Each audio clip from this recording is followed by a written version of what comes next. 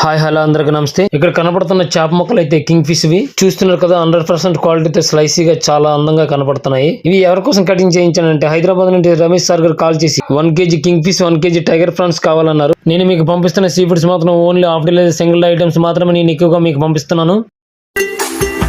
Welcome to Satish Fishy World.